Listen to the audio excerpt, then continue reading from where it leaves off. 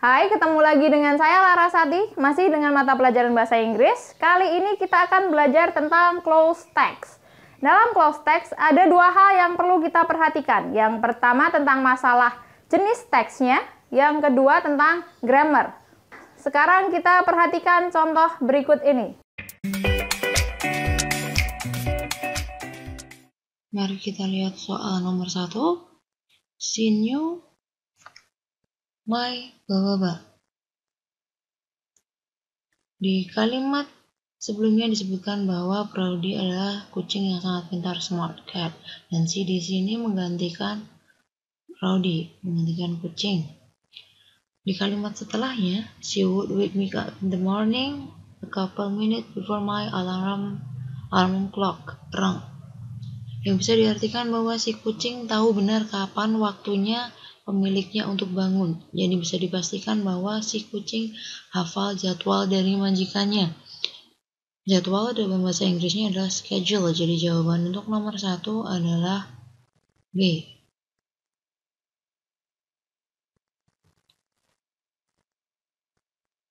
Untuk soal nomor 2, when I opened the door, she would jump on me as if she was trying to tell me that she missed me so much.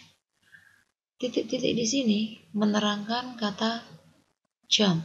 Jam merupakan kata kerja, jadi jawaban harus berbentuk kata adverb. Kata adverb biasanya diakhiri dengan akhiran li, dan semua pilihan jawaban di sini diakhiri dengan akhiran li. Jadi semua jawaban merupakan bentuk adverb. Sekarang kita memilih jawaban berdasarkan artinya. Dalam kalimat dikatakan bahwa si kucing berusaha menunjukkan bahwa dia merindukan majikannya, sangat-sangat merindukan majikannya. Ketika seseorang atau sesuatu atau hewan peliharaan bahkan merindukan seseorang, pasti semua hal akan dilakukan dengan lebih bersemangat. Pilihan jawaban yang menunjukkan semangat adalah jawaban A. Kenapa jawaban A? Ketika dia dipasangkan dengan kata jump quickly itu berarti dia melompat dengan sangat cepat yang menunjukkan semangat. Kalau jawaban B itu jump slowly berarti dia lambat, tidak menunjukkan semangat. Lazily dengan sangat malas, jelas dia berkebalikan dengan semangat. Blindly ini dengan asal-asalan, tidak menunjukkan semangat juga. Timidly itu dengan hati-hati, berarti dia juga tidak menunjukkan semangat. Jadi jawaban yang benar untuk nomor 2 adalah jawaban A.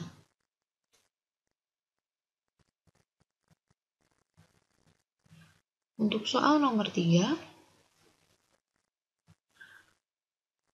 Proudy and I used to have great times together. Unfortunately, last year she died. A truck hit her. Kalimat ini membutuhkan jawaban yang berupa kata sambung. Although, because, however, despite, if.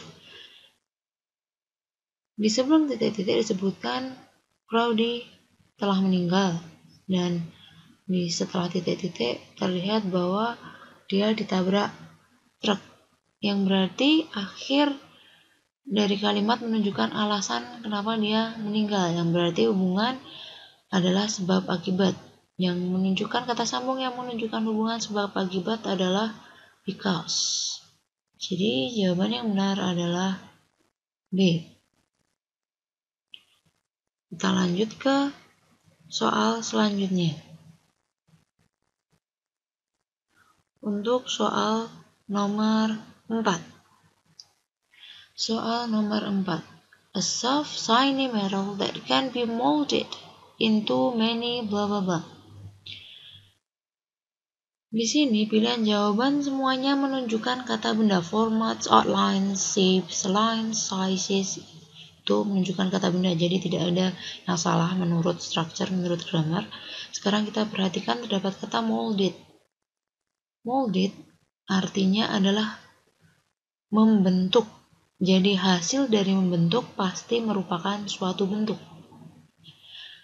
Jawaban yang berarti bentuk adalah shapes. Jadi jawaban yang benar adalah jawaban C.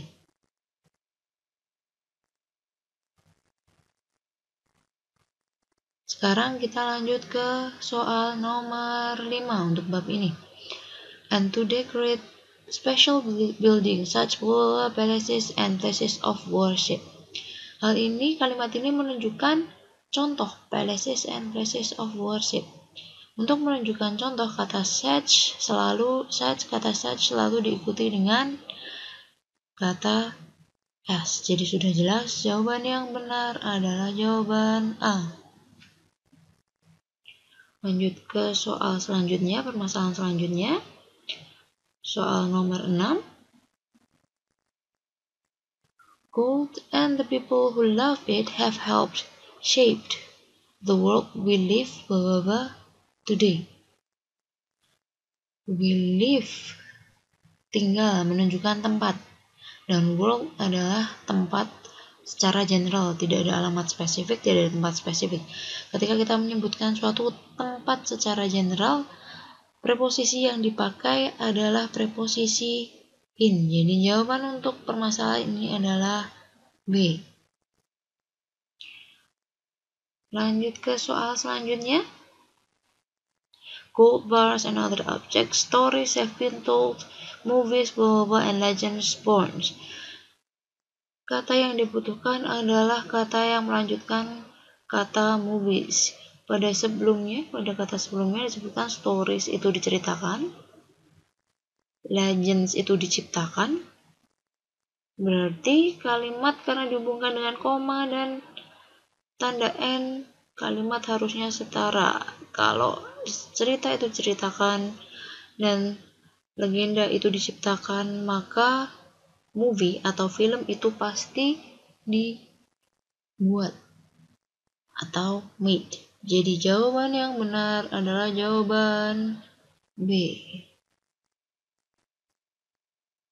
Untuk soal kali ini kita diminta untuk mengurutkan soal-soal dengan kalimat-kalimat acak menjadi paragraf yang benar.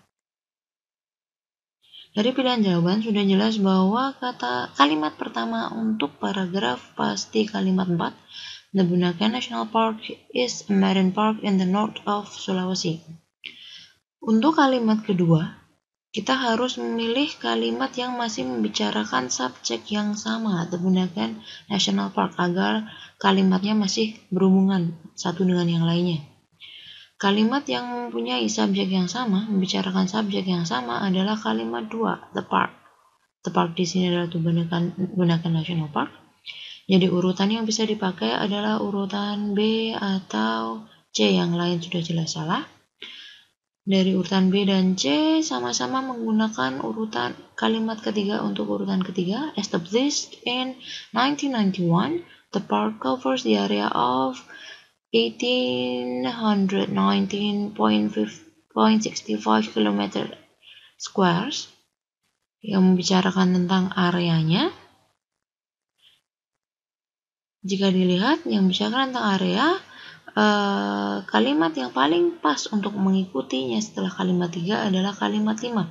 97% of which di sini merupakan kata ganti benda.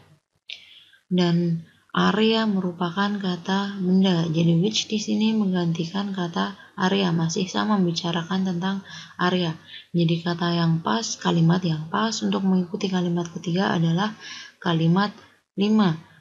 Dan kalimat dan paragraf pilihan jawaban yang menggunakan urutan kalimat 5 berada setelah kalimat 3 adalah jawaban B. Sedangkan jawaban C diikuti dengan kalimat 1, jadi jawaban C pasti salah. Jadi jawaban yang B adalah jawaban yang benar. Jawaban untuk soal ini adalah jawaban B. Ya, demikian tadi tutorial dari saya. Selamat belajar, semoga sukses ujian nasional.